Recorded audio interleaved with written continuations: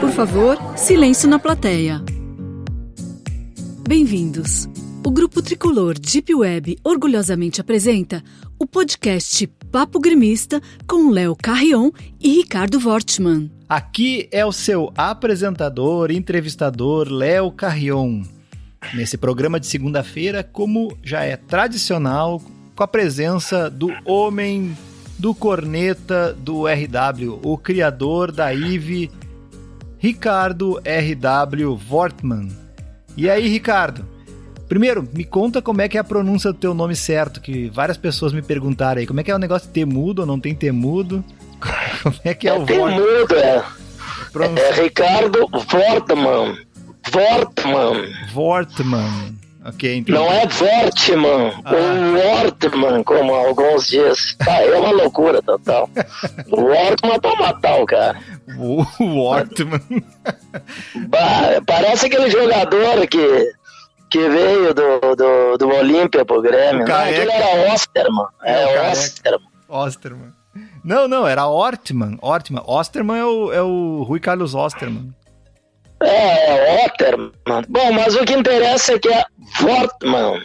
E aí, como é que estamos aí? Qual é a novidade da semana aí? O que tem feito? Bom, as novidades da semana é que não tem novidade no futebol, não. Ficamos uma semana sem futebol, mas hoje já deu uma certa alegria com o campeonato alemão, que eu tô achando maravilhoso, o maior campeonato do mundo. Eu assisti todos os jogos. Os jogos que eu puder, eu vou assistir. Foi um baita marketing desses caras, velho. Eles conseguiram lançar o campeonato deles, tá todo mundo assistindo esse troço. É impressionante. Eu escolhi o time pra mim já. Tu escolheu o teu? Qual é o meu? Eu sou do Dortmund. Dos amarelões ali. Ganhou hoje, né? Ganhou? Ganhou, tava 3-0 ali, depois eu larguei, aí perdeu a graça. Eu escolhi o time que é maravilhoso, é um time com a camisa quase igual ao do Grêmio, chama Paderborn. Que beleza. É um time que tá... Minha filha me falou que tá em último lugar no campeoarto, mas a gente vai fazer um campeonato de recuperação. Joga amanhã. Então vamos chamar o Roth, então, ou o Argel, ou o Lisca. O Lisca?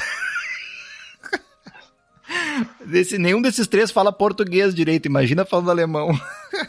Bárbaro. Mas e aí, cara, o que nós temos aí na nossa pauta? Eu vi que tu prometeu aí pra galera as melhores manchetes da IVE. E eu tenho certeza que tá todo mundo curioso para saber aí quais, na tua opinião, são as melhores manchetes da IVE. Eu imagino que melhores é um eufemismo. Isso aí eu andei ali pelo ano de 1940 e acompanho as manchetes da IVE desde os anos 60. A IVE, as melhores manchetes da IVE...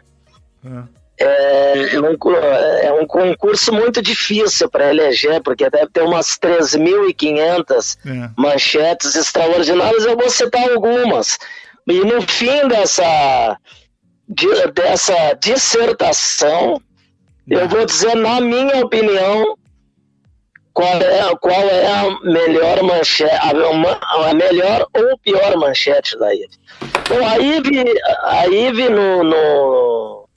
nos anos 40, quem percorre a Folha da Tarde, por exemplo, o rolo compressor era orgasmo puro. O cara não precisava nem de companhia, lia a manchete e já tinha um orgasmo fulminante. Era tudo maravilhoso, era uma beleza, as estrelas brilham, rolo compressor extraordinário, show do rolo. Era confete puro. Os anos 40 foram os anos que a IVE se esbaldou nas manchetes, sempre de exaltação ao rolo compressor.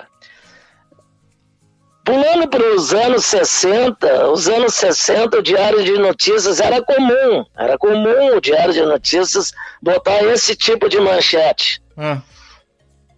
Alegria do povo, Inter joga hoje.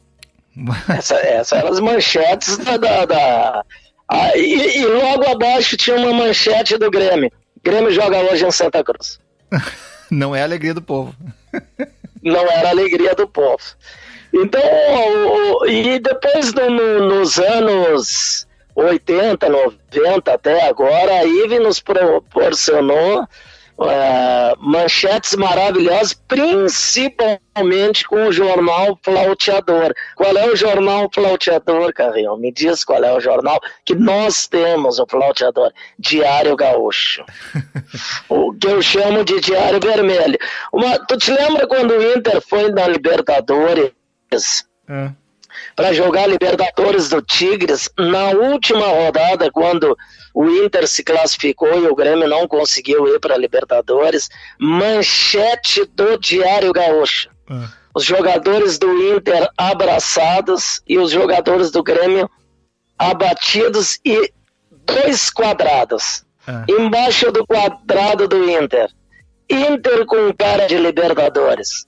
E do lado, Grêmio com cara de gauchão. Eu me lembro exatamente. Eu me lembro essa manchete do Diário Gaúcho, certamente ela está no G4. Quem será que cria essas manchetes? Será que tem um grupo que faz, ou será que é pura inspiração individual, assim, de momento? Porque... Não, eu vou dar o nome de um que fazia, mas daqui a pouco.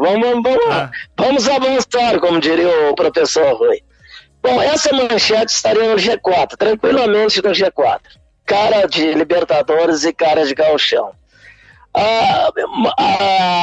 Nos anos 80, em 83 precisamente, se descesse um cara da Zâmbia aqui no Texas, no Rio Grande do Sul, depois do Grêmio ter ganho a Libertadores, certamente ia achar que o Inter ganhou a Libertadores. Eu vou te dar o nome do autor das manchetes. Na 0 Hora se chamava Pedro Macedo. Pedro Macedo, parente do Macedo, aquele Macedão? Não sei se é parente, mas ele carregava forte nas tintas contra o Grêmio. Então, o Grêmio ganhou a Libertadores e as manchetes eram assim, depois que ganhou a Libertadores. Grêmio joga contra Santa Cruz de Recife, joga mal e vence. Grêmio ganhou sem convencer. Aquilo ali era uma dureza, era uma dor, era uma dor que eu digo, dor dolorida, não é aquela dor que tu convive, é a dor dolorida. Então, em 83, quem entrar no Museu do Centro de Porto Alegre, entrar no acervo Moisés Velhinho, vai ver que o ano de 83 foi um ano assim, recheado de manchetes terríveis contra o Grêmio a favor do Inter. Mas agora eu vou dizer, na minha opinião, qual é a campeã. Não tem nada parecido. Para mim, né? Sim. Como diria o Lauro Quadros, na minha opinião pessoal. O Lauro Quadros dizia como se ele fosse dar opinião pelo Rui. Mas na minha opinião pessoal. 1978, o Grêmio do Tele Santana empilhando vitórias, tinha dado 3-0 no Inter, o Grêmio ganha um Grenal de 2-1 e o Falcão é expulso. E a 0 Hora não se aguentou, foi muita dor, botou juiz expulsa Falcão e estraga o clássico. Para mim aquela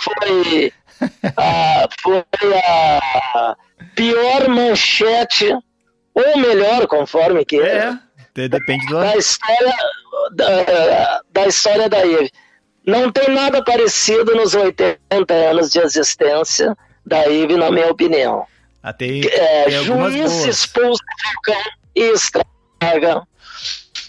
estraga o Grenal. Teve mais... A dor era muito grande. em 78, vale? Mas teve mais recentemente a mesma ladainha. Tu te lembra de um clássico que também expulsaram um jogador do Inter e eles praticamente disseram que aquele clássico não valeu, porque o juiz estragou o espetáculo, né? Devia ter preservado o espetáculo, né? Apesar de dizer que a expulsão foi correta. Manchetes do tipo, assim, ó, Grêmio ganha com um gol duvidoso. Isso aí deve ter umas 2.500. Grêmio ganha com um gol de pênalti.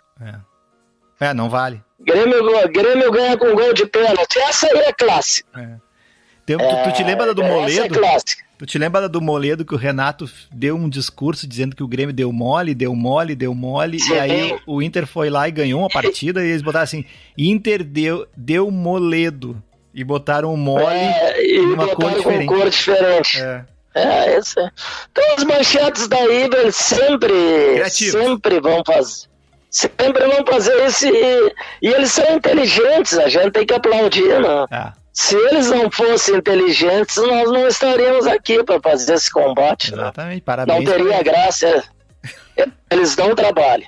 Tu não chuta cachorro morto, né? Só chuta cachorro que vem te morder. Não, eles são muito competentes. E agora, me conta aí, falando nessa questão da imprensa aí, tu também prometeu falar um pouco sobre as travessuras do Capitão Rec. Um abraço pro Capitão, que é nosso ouvinte aí. O que será que esse personagem tão querido de nós todos, né? Capitão Rec, o que ele aprontou na Guaíba? O que tu tem a dizer? Em primeiro lugar, tem que dizer que o Capitão Rec nasceu no lugar que ele tinha que nascer, Lagoa Vermelha. Quer dizer, foi um lugar perfeito. O cara ser capitão da IBE nasceu em Lagoa Vermelha. Não tem nada mais combinado do que isso aí. Né? Bom, o Rec, ele chegou a diretor da Rádio Guaíba. Diretor de esportes da Rádio Guaíba. E quando ele chega, o capitão chega, diretor da Rádio Guaíba, isso não foi um negócio do acaso. A Rádio Guaíba optou pela vermelhidão. Explícita, ela optou. Tanto é que tinha cânticos no Beira-Rio de Guaíba, que o Capitão Rec estimulava isso, ia para frente do torcedor lá e ficava como regente da orquestra, né? E a geral do Inter e a social do Inter cantava muito isso aí, né? Era a rádio oficial. Era a rádio oficial naquele momento. Eles fizeram o seguinte. Dentro do pensamento brilhante dos ivistas do centro, não dá para bater a Gaúcha. A Gaúcha era um canhão, estava muito forte. Então vamos pegar a parte do Rio Grande do Sul que torce para o Inter, vamos ser a rádio do Inter. Não adiantou, a qualidade era ruim do rádio que nem os colorados aguentavam. Mas esse foi um movimento que teve uma participação, o mentor intelectual disso foi o Capitão Rec. E ali ele, junto com o Hilton Mombach, os dois fizeram uma banda tocar, nesse sentido. Né? E a Guaíba foi minguando a audiência até se deteriorar, chegar praticamente no fundo do poço em audiência esportiva e passou por uma reciclagem agora, tá com o Nando Prancheta de coordenador. Mudou, eu não sei se a vermelhidão explícita não tá, mas a vermelhidão fardada existe lá, mas não com as tintas que o Rec colocava, que ele está tentando e acho que vai conseguir implantar na híbrida a orfanotrofia, na Rádio